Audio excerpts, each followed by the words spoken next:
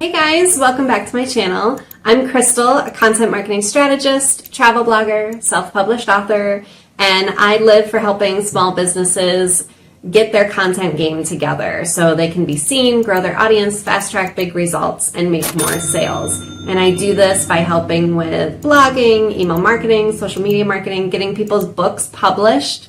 I love doing that. So anything behind the scenes I can help with.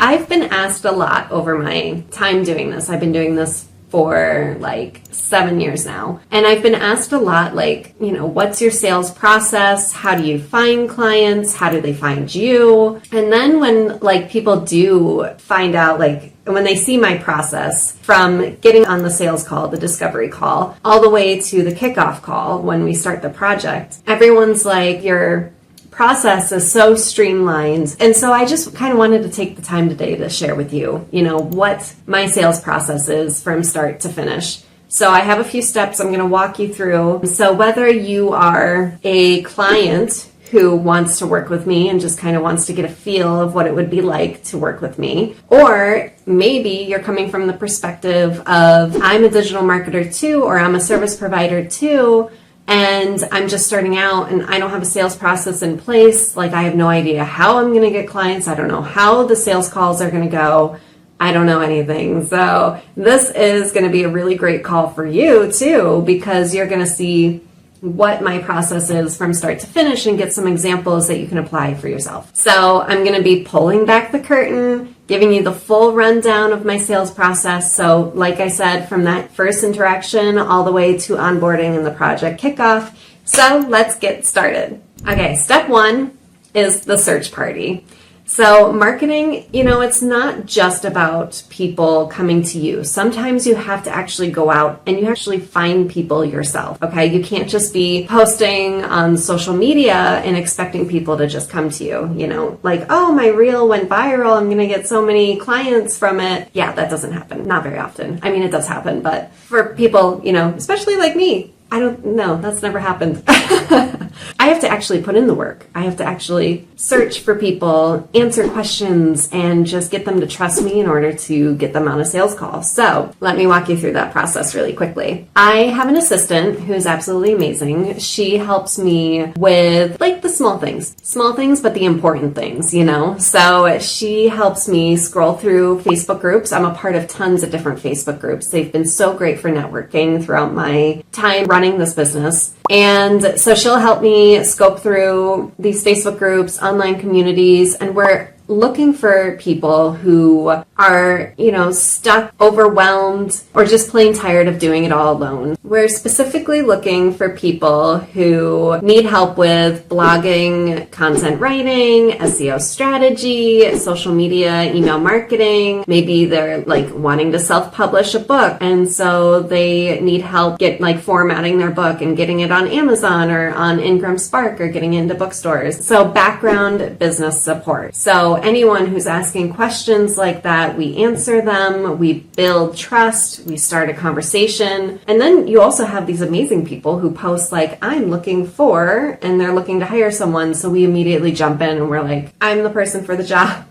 So monitoring Facebook groups has been a really big part of my business, and networking in those Facebook groups have been really, really great. Another way is, of course, client referrals. I love it when my clients make referrals. So that's been a huge part of my business. So offering a referral program to your existing clients might push them to recommend you more so they get something in return. And then also my email list. So I do vendor markets. So I will sell my books at vendor markets. I'll sell houseplants at vendor markets. And at these vendor markets, I have a email list sign up form. And I'll even talk to people about my services. So it's a whole other part of my networking. And so when people join my email list, they're obviously going to receive information about my services. They're going to receive free value in there, I'm going to be educating them. And that usually drives them to the sale, right? So that's the search party section of this.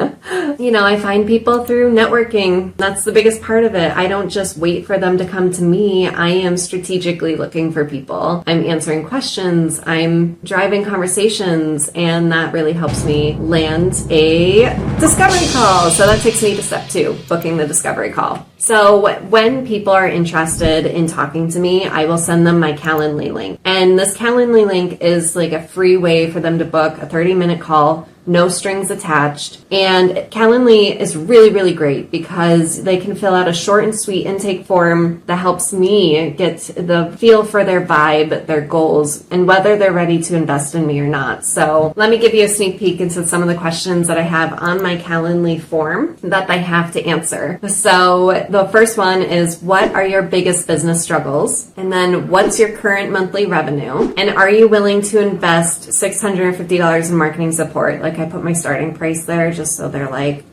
am I interested? It really vets through people, trust me, because that's like the biggest part of the discovery call that I'll talk about in a minute, is talking about your pricing. And then last is, what inspired you to book this call today? Because I want to know, did it come from a client referral? Did they talk to me on social media or something? Like, what made them book this call with me? So this pre-call form sets the tone. It tells me what stage they're in and shows them that, I take their time and my time very seriously. Step 3, the call that changes everything. So once they book that call, we hop on a phone call, or we do Zoom or Google Meets, Google Hangouts. What is it now? I don't even know. But we'll jump on a video call if they reside out of the US. Otherwise, it's a phone call. And I walk them through my signature discovery script. So only they don't know that. They don't know I have a script, but it's in front of me. And it's a guided conversation with the following questions to help me stay on track. Once again, this isn't a high pressure sales pitch. It's literally a genuine conversation where I ask questions like, what's not working in your business right now? What's your dream content strategy look like?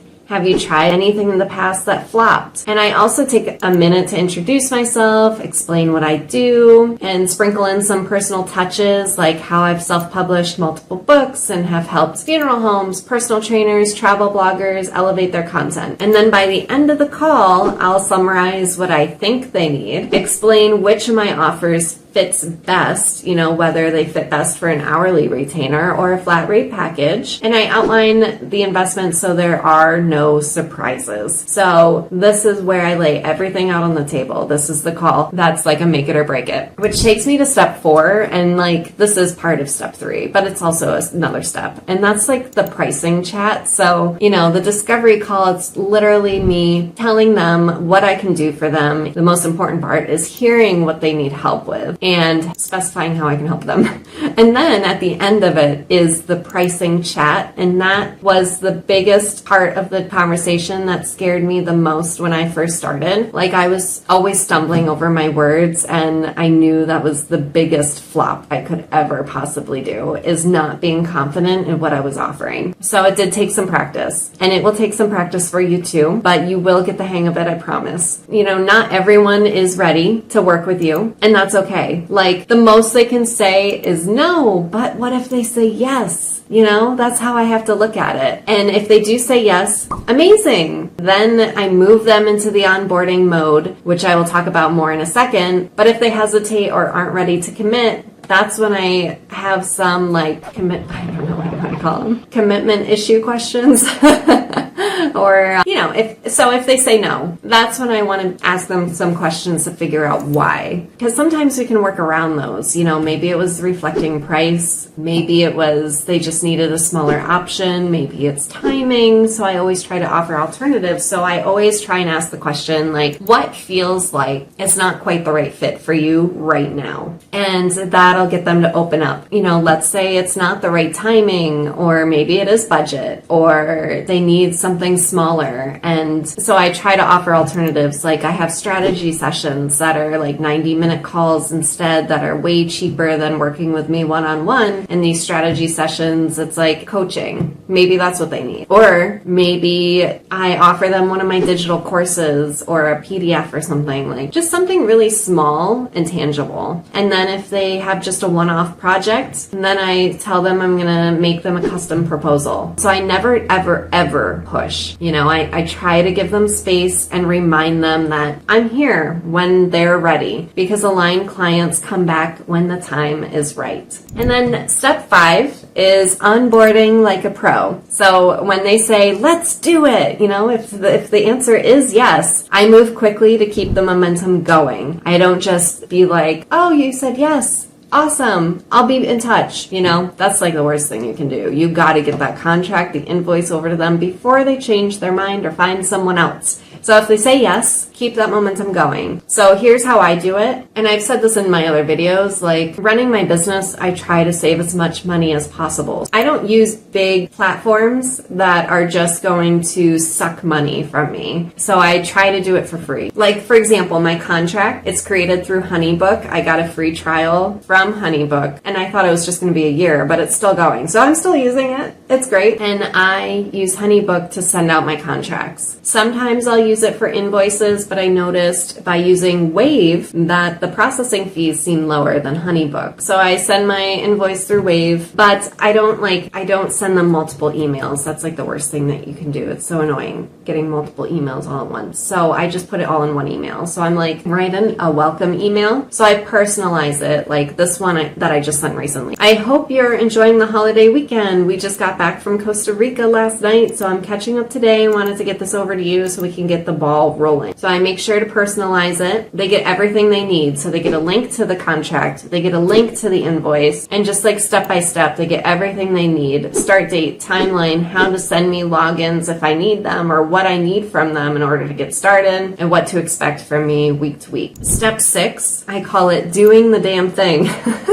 So this is where the fun begins. So whether we're writing blog posts to boost SEO, setting up email automations, creating a content calendar, maybe publishing a book on Amazon, I don't know. Whatever it is, I'm in it with them. And every client gets weekly updates, detailed hour breakdowns, and you know, especially for those retainer packages, I like to send weekly wrap-ups to tell them how many hours they've had, blah, blah, blah. Tons of strategy support to keep things moving. So I want to not just be their expert, the person that they hired, but I really want to be their teammate, their cheerleader, and their sounding board. So why does the sales process actually work for me? So first of all, like when you make your own sales process, just make sure it's personal and not pushy. It filters out non-ideal clients very early on in the game. That's why I really stressed about having like a pre-call questionnaire. So if they're not a good fit, like you can tell right off the bat. So asking those questions up front will save you a lot of time in the long run. And then this process, it also builds trust before money changes hands. So I'm like working continuously to build trust, not only leading up to the phone call, but during the phone call up until that point where I'm like, okay, here's my pricing. You ready to get started? So it's, you know, this whole process, it's like fun, it's human, it's personable, and that's why it works. So don't be a robot, okay? That's the worst thing that you can do. Like, honestly, just be yourself, be comfortable. They're talking to you because they like you already. And so just be genuine. I don't know. And marketing your own business, it shouldn't feel scary or salesy to begin with. So I've built a system that lets me connect with the right people, offer real solutions, and build relationships that last. So if you're a service-based owner who feels stuck, overwhelmed, or just too busy to do all the things, I get it. Like, let's just talk. Let's book that free discovery call with me, and let's figure out what your next best move is. So maybe you are needing help finding those clients. I can absolutely help you with that. Maybe you're needing a sales process laid out for you, or you're needing systems set in place. Like, reach out to me, like, let's chat. I am more than happy to share some information with you. So yeah, book that discovery call with me today. Fill out that pre-call questionnaire. I would love to hear from you. I would love to meet you.